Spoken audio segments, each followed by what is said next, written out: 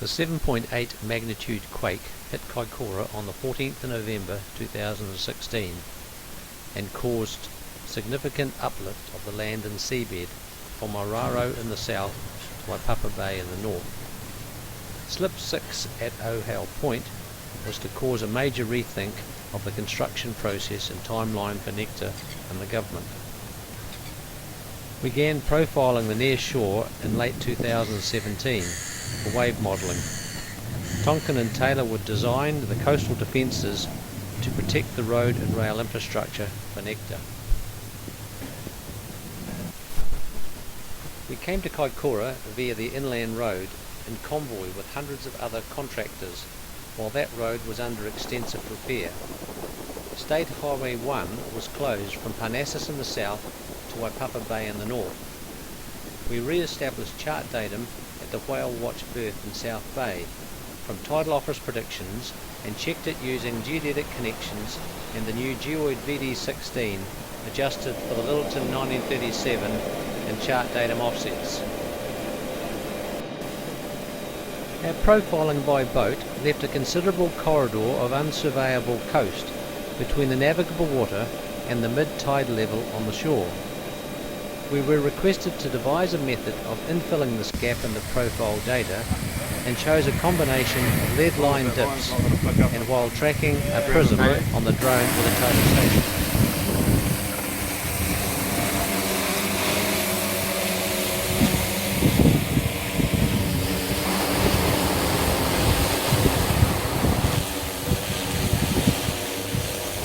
Yep, and then bring it down.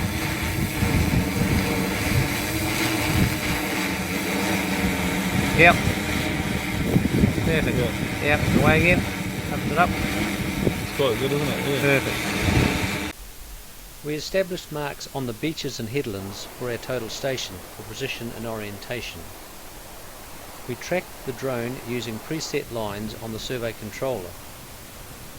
The method proved to be highly accurate but super slow and needed a better level of productivity.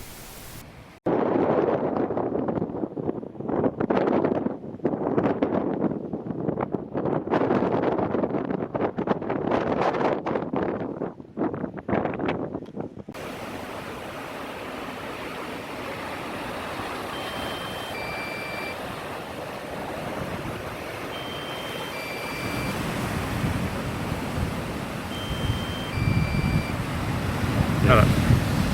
Yep, that was definitely, yep, that was good. Well, what are we up to now? That's 420. Do you want to go for... Do you just want to go 430 and call it quits? Yeah, okay, I'll see.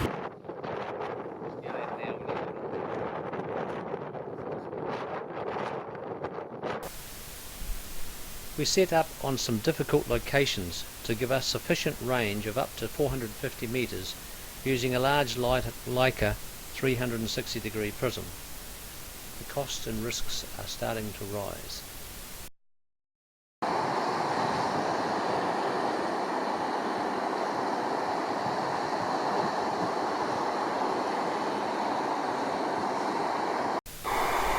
You cannot really assess the sea state until you see a vessel working in the swells as they attenuate close to the shore.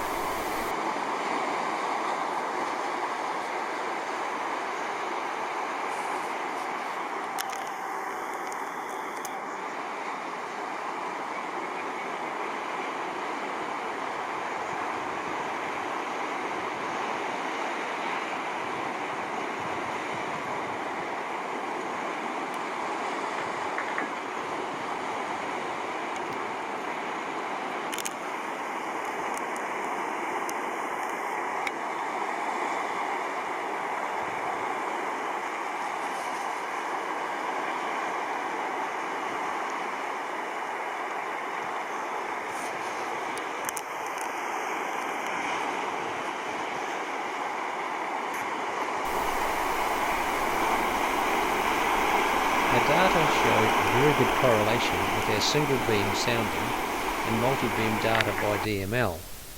However, our data is very coarse, but we have filled in the gap. We now need to increase our productivity. We do this by replacing our positioning system with PPK GPS This gives us unlimited range and flexibility. We have also found software which will fly the drone autonomously and hover at each checkpoint to wait to be dipped. It is then released and flies onto the next checkpoint.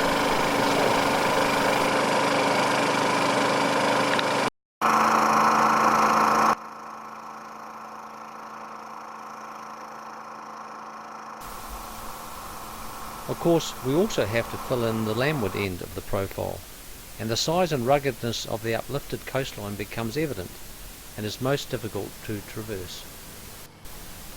We use checkpoints on shore and at the water's edge to check tide levels and the calibration of the lead line system. Our certified drone pilot is very experienced and can drop the drone in gear onto a very small landing area.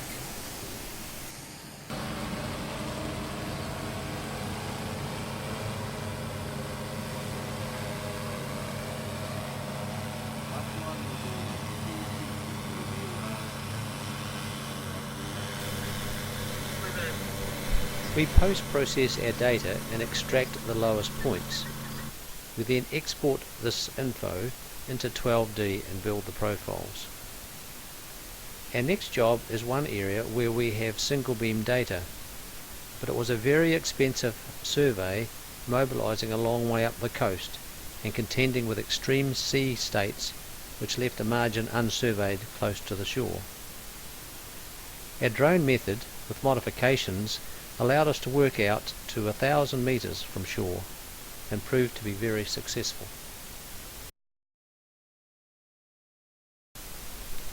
This work was done inside the 4-kilometre zone of an airport and required special dispensations and removal of the DJI airport no-fly zone from our drone controller for the duration of the survey. Matthias flew our DJI Phantom 3 to bring you this footage. We varied the density of data by collecting points at differing chainages along the line to reflect the seabed's profile.